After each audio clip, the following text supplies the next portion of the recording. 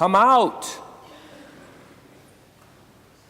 Earlier in John's Gospel, as he stands outside Lazarus' tomb, these are the words Jesus cries out to his friend who has been dead and buried for 4 days. At Jesus' command, Lazarus' lifeless, decaying body is restored. He rises from where he lay, and out he comes. But what if the raised man had said, "No thanks, Jesus. I'd rather stay in here. This isn't such a bad place, and I've gotten used to being here. It's comfy." Today, the church celebrates the festival of Jesus' resurrection. And in our verses from John, the empty tomb that Mary Magdalene, Peter, and the beloved disciple encounter testifies to God's victory over sin and death through his Son's obedience. Brothers and sisters, God created us to live fully. Such a life is possible only by being joined to God. But our addiction to sin proved to be an insurmountable barrier. In a sense, humanity was living a shadowy life, trapped in a tomb of its own making, until God sent his Son. That's how it was for a man by the name of Matt Talbot. His existence was a sort of living death because of alcoholism. Born into a poor family in Dublin, Ireland, by the age of 12 in 1868, he already had become something of a lost soul. His friends later testified, Matt only wanted one thing: the drink. He would not go with us to a dance or a party or a school function. But for the drink, he would do anything. And he did shameful things, even to the extent of one day stealing a blind street musician's violin and selling it to pay for rounds of drinks at the pub. Matt had grown accustomed to the tomb. But Jesus never stopped calling to him to come out. And at the age of 28, Matt listened, weary of his desperate, shallow life. Led by God, he took the pledge of sobriety, through the local Franciscan community in his neighborhood. Now, for years, he had been indifferent to his faith. But from that point on, after taking the pledge, Matt grew increasingly devout. He started attending early morning Mass every day before going to work at his job on the docks. During breaks, he would go off alone to pray. And after work, he would head for church to kneel before the Blessed Sacrament, not infrequently inviting one co-worker or another to join him. As a lay Franciscan, Matt not only dedicated himself to prayer and reading the Bible and the writings of the saints, but also to service. Now, his wages did not amount to much, But he gave away a lot of them each week to help his neighbors buy shoes for their kids and to his fellow workers. For he no longer spent all of his earnings at the pub. He led an austere, ascetic life, sleeping on a bed of planks with a piece of timber for a pillow. Matt was on his way to church one day in 1925 when he collapsed on the street and died. Nobody knew who he was. They couldn't identify him immediately. Taken to the hospital, when his body was undressed, it was found that Matt was wearing a chain around his waist and another on one arm and a leg.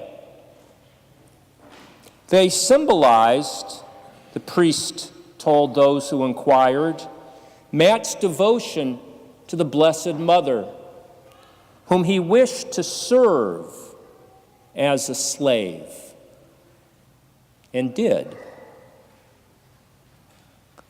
A man once trapped in a tomb. In 1975, Matt Talbot was declared venerable by Pope Paul VI, the first step towards canonization. Ever since Adam and Eve had by their sin opted for the tomb instead of paradise, God had sought to lure man and woman from it back to him. God entered into a covenant with Abraham, then with Abraham's descendants at Mount Sinai, after having just freed them from slavery in Egypt. And at Sinai, he renewed and expanded that covenant. Then God gave his people the promised land. When he established David as king, God made a promise to him that his house and kingdom would endure forever. And from that house came Jesus. But before that, God sent prophets to chastise Israel for violating the covenant through their corrupt worship, their embrace of false gods, and their great injustice towards the lowly among them.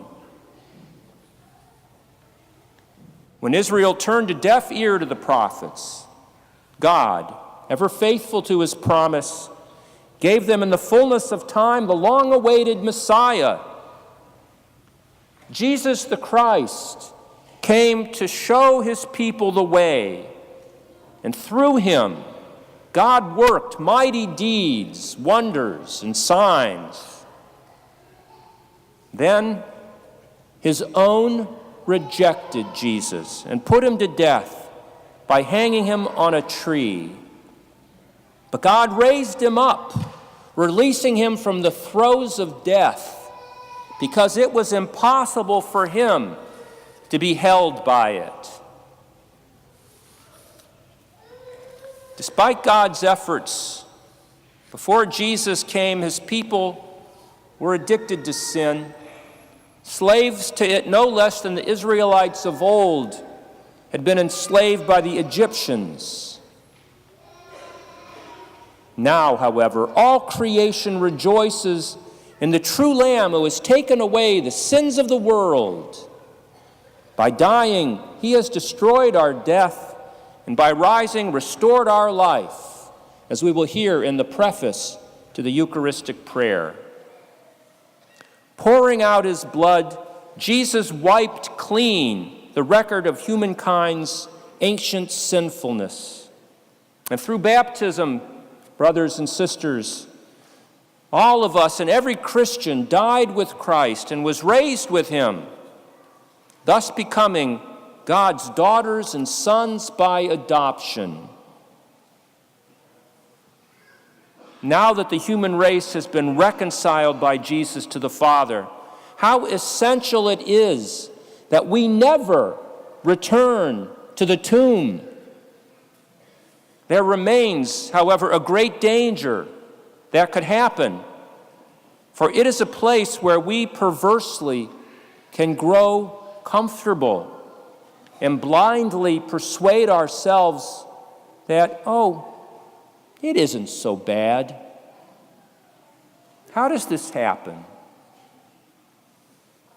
Through such earthly snares as fear and complacency, isolation and indifference. Fear.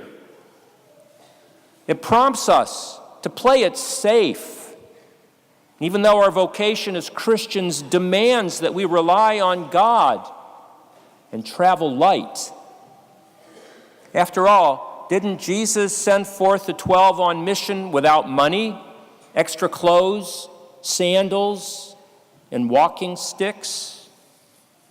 And when Jesus called Peter, Andrew, James, and John, didn't they abandon their boats and nets to follow him, though that was the life that they were accustomed to and familiar with and content with? Brothers and sisters, we are to find security in nothing of this world, but in God alone. And how frightening that can be. What a risk that is. Complacency. To be complacent is to grow satisfied with the way things are. A real hazard for those who consider themselves sufficiently holy, something we can never be, or who possess much, as perhaps a number of us here this morning do. Such can make a tomb look very comfortable. The religious leaders who opposed Jesus and engineered his death, they consider themselves righteous before God because they had fallen prey to the tomb. Isolation. It cuts us off from each other, including our fellow believers.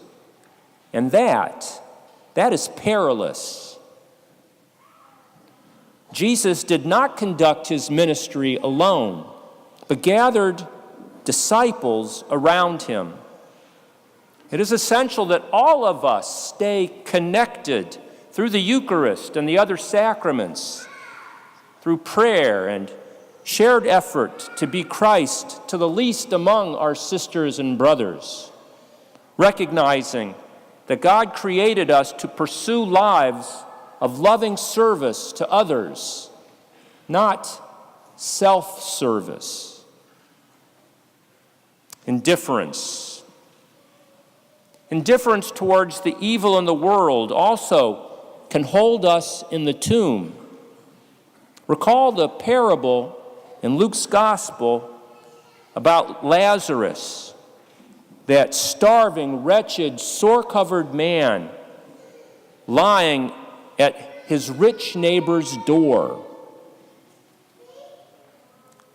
The rich man remained indifferent to his brother's suffering, and on account of that, found himself tormented by flames in the netherworld. Brothers and sisters, Jesus requires us, as his followers, to reject earthly snares such as these and seek what is above. This is what Paul tells us in our second reading today from his letter to the Colossians. As Matt Talbot knew, the tomb has a strong lure for us.